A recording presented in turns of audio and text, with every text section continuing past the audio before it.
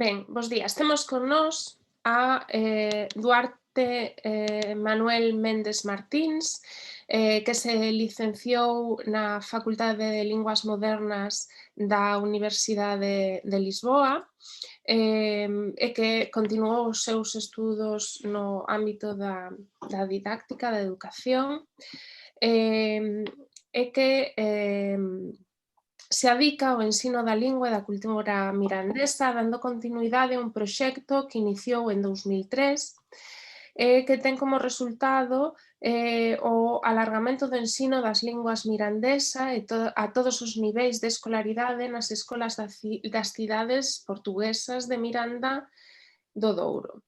Tamén se adicou a recoller literatura oral e tradicional mirandesa, froito disto o libro de 2002 Voces del Praino, descúlpame se non pronuncio ben en Estás moi mirandés. ben.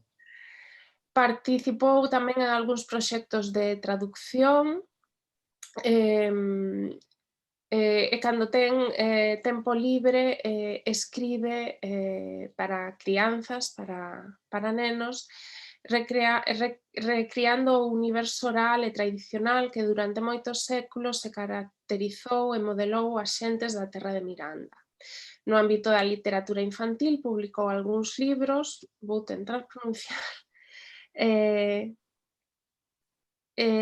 y el bricho de las cuontas, libricho de las adavinas, libricho de las cuontas dous, libricho dels ditos de Sideiros e les tres astronautas. Tamén é autor dun diccionario ilustrado para crianzas, las mies purmeiras palabras en mirandés. Estas tamén son as miñas primeiras palabras en mirandés. Adiante, Duarte. Muito bem, buenos dias a todos. Eu gosto pouco de formalismos, vou ser ao mais informal possível. Quem trabalha com nenos e é pouco formal e gosta pouco de formalidades, agradeço a todo mundo ao convite, agradeço-vos a todos ao convite e gostei muito da palestra de Carme Torres, dá perfeitamente para entendermos ao catalão. Isto de termos todas as línguas, sermos todos descendentes do latim, dá para nos entendermos uns aos outros. Muito bem, então eu não vou ser muito demorado, vai ser uma coisa bastante informal. Eu vou falar um cachico do mirandês, do que é o mirandês, de onde se fala. Vou falar também um cachico do processo de menorização do mirandês. Vou falar de oralidade e escrita.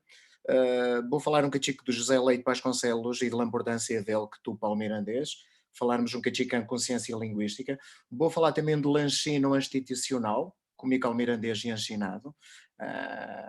Vou falar muito por alto da lei que reconheceu ao mirandês também e que ainda é preciso fazer algo mais. E vou falar sobre o ensino hoje do mirandês e de um ou outro trabalho que eu tenho feito.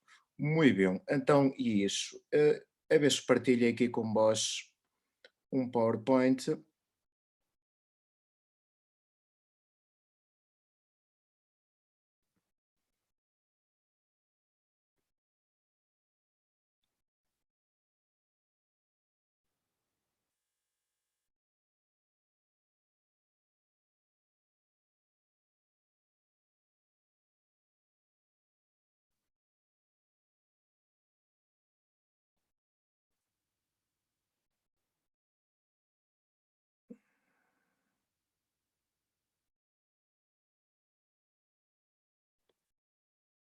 Eu não sei se estás a ver.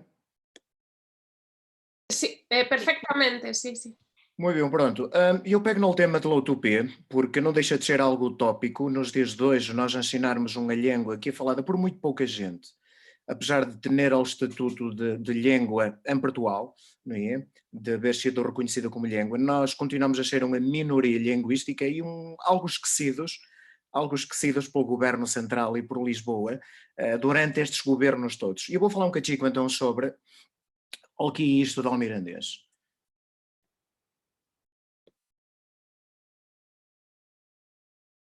Avancemos demais. Muito bem.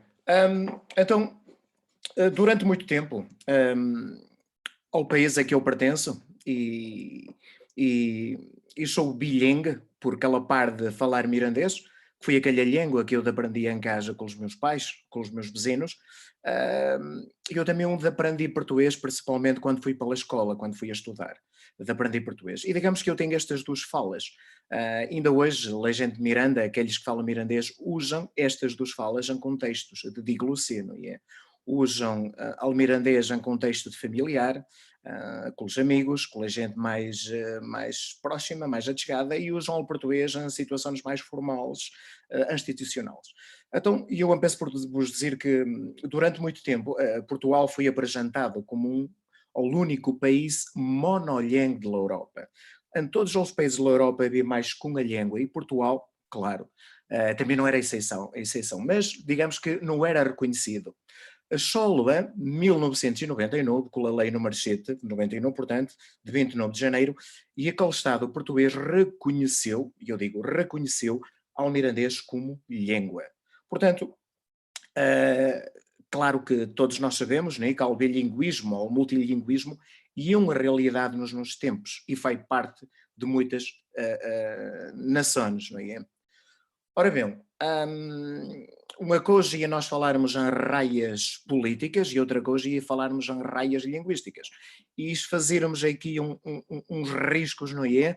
Vemos que realmente as raias políticas e as raias linguísticas não têm nada a ver umas com as outras. Com respeito ao mirandês, o que é ao mirandês? Portanto, antes de mais, e como diz aqui no pensa, o mirandês é uma língua latina ou uma língua românica, hermana às outras falas latinas que se falam nos dias de hoje. Portanto, este latim que foi trazido pelos soldados romanos, pelos mercadores romanos, pelos pobradores romanos, não é, digamos que é de onde vem aqui ao nosso mirandês. De onde se fala o mirandês? Ora bem, ao mirandês fala-se numa esquinica deste nordeste de Portugal, que corresponde mais ou menos ao Conselho de Miranda e também em três povos do Conselho do Bimiojo. Portanto, grande parte dos falantes ativos, e eu costumo falar em falantes ativos, que são aqueles que falam a língua todos os dias, usam ao mirandês a la par do português numa situação de diglossia linguística. Portanto, num contexto usam ao mirandês com a gente mais achegada, mais conhecida, e nas instituições usam ao português. Portanto, isto é uma diglossia linguística. Não somos muitos falantes. Por vias disso, será que, e é porque não somos assim considerados tão importantes em Portugal, não é? Ao redor de 4.000, 5.000 falantes, 6.000 ativos, não sei ao certo. Qual é a origem? Portanto, a língua mirandesa tuvo a sua origem num dos romances que se formaram na Península Ibérica, como eu deixo aqui a partir do latim vulgar. Este romance dá origem à família das línguas astur-leonesas, ou asturianas, ou leonesas, ou astur-leonesas, entre os séculos VI e VIII. Digamos que nesse tempo, o leonês, ou a história leonês, era uma língua de la corte, era uma língua de mosteiros, e também era uma língua escrevida, como testemunham alguns documentos até aos séculos XIII e XIV. Com o desaparecimento do Reino de Leão, a fala leonesa quedou amontonada e solamente viva em algumas zonas rurais. Digamos que aqui coube um processo de menorização. Esta língua praticamente desapareceu das instituições e dos sítios decisivos do poder. Estas e outras línguas também haveriam de quedar apartadas, arredadas dos grandes movimentos culturais dos séculos XV e XVI, como foram o caso do humanismo e do Renascimento, que nesta altura, digamos que as línguas, tanto ao português como ao castelhano, começaram a ganhar mais campo porque seguiram e faziam um caminho por esta altura. Outro, a questão que foi ao movimento de rezar em linguagem em português, imposta pelos bispos, não é? Portanto, a gente daqui quedou também desarredada de falar com Deus mesmo a mirandês, não é? Portanto, o mirandês chegou aos nossos dias através, essencialmente, da oralidade. praticamente sem ter um suporte escrito, sem haver livros. Ao mirandês foi passado sempre pelas gerações mais velhas até os mais novos, até ainda há pouco tempo. Portanto, até mesmo comigo, quando eu era mais menino, aconteceu isso. Portanto, a língua transmitiu-se sempre via oral. E digamos que a tradição oral teve um peso muito importante no ensino desta fala.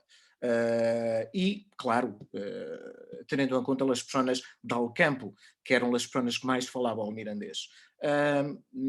Segundo José Leite Vasconcelos, ele mesmo dizia que a língua mirandesa era a língua do Alcampo e do Amor.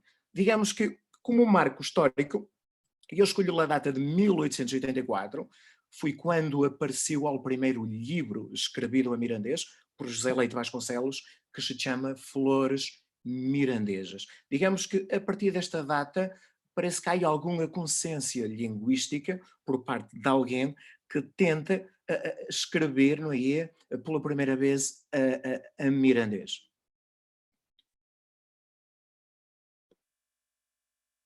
Atualmente, ao mirandês, portanto, ia ensinado nas escolas do Conselho de Miranda, mas durante muitos séculos, ao mirandês, tudo sempre associado a uma fala, a um falar malo, comparativamente com o português, não é? Portanto, era considerado por muitos como uma fala charra, que era uma fala caçurra, quem falava mirandês era palhantra, era gente inculta que falava mirandês. Durante muitos séculos, durante muitos anos, estuve apartada das escolas e das próprias instituições públicas. E digamos que sempre conotado pelos piores motivos.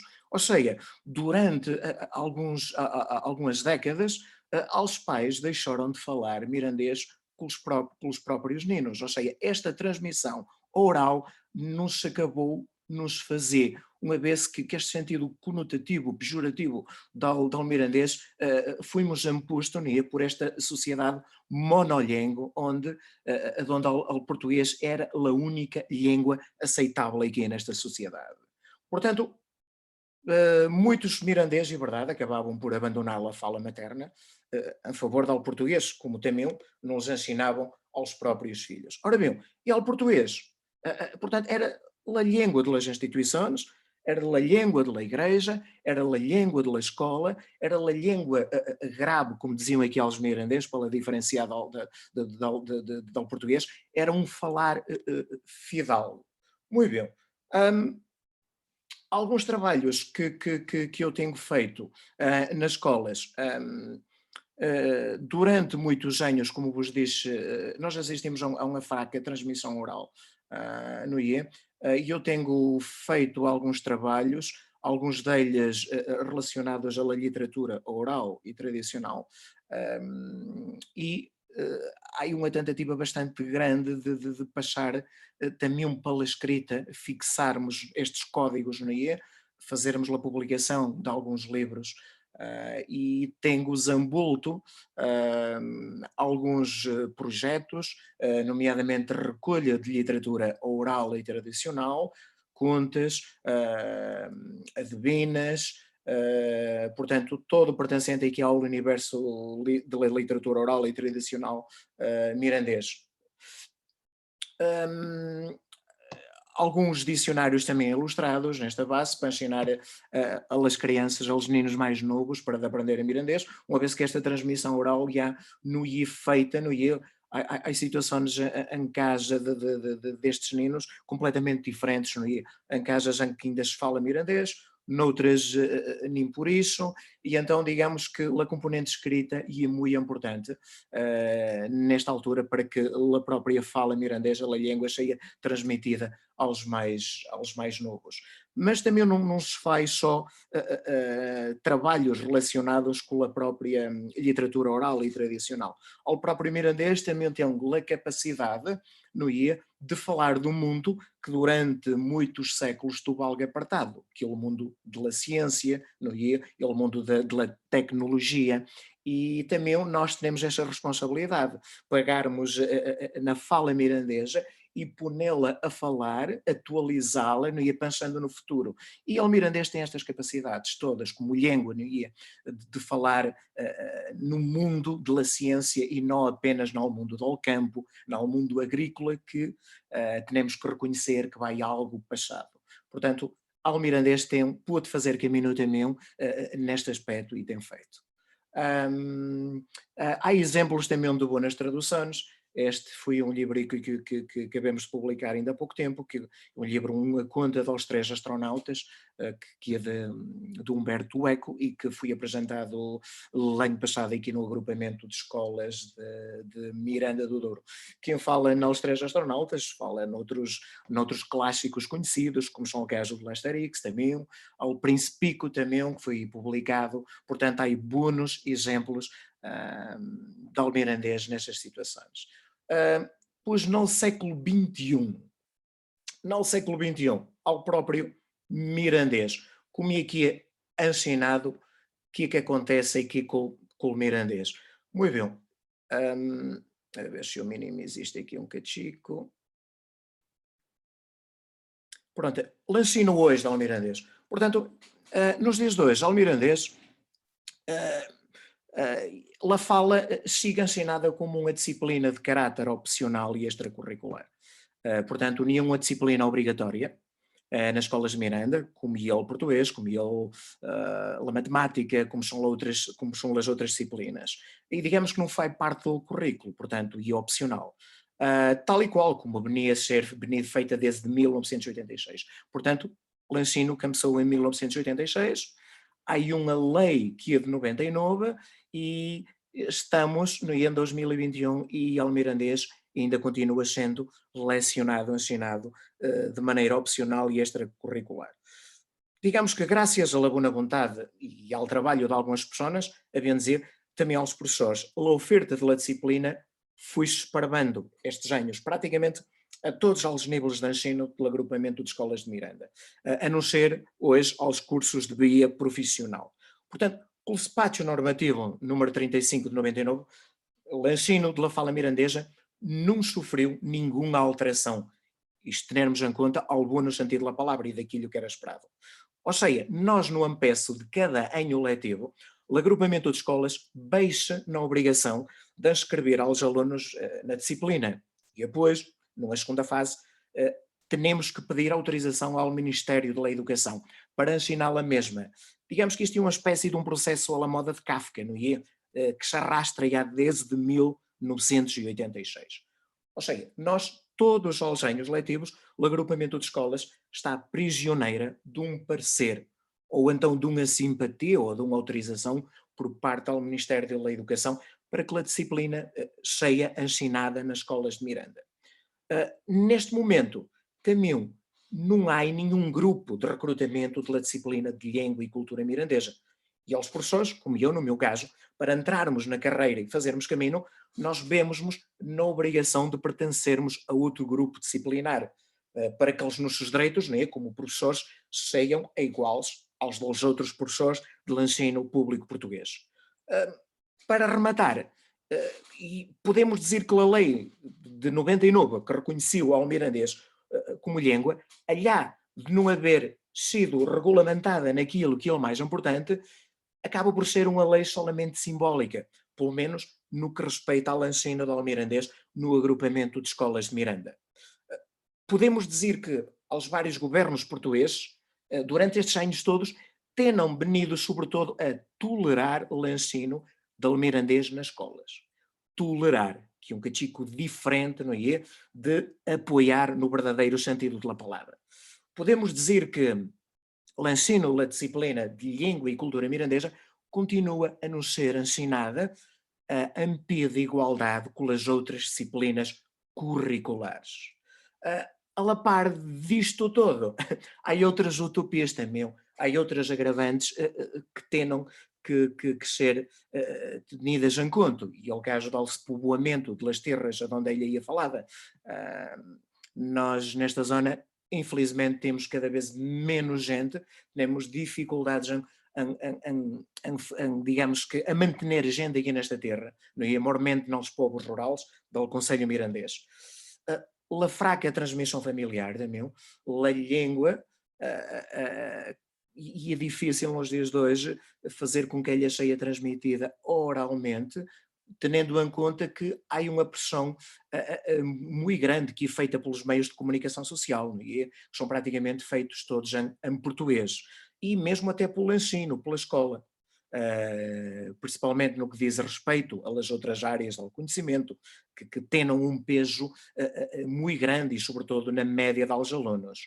E, claro, tendo em conta também os meios de sucesso económico, a empregabilidade, são motivos que acabam por fazer que a língua mirandesa, pelo menos no ensino, seja cada vez mais uma utopia e uma realidade completamente diferente.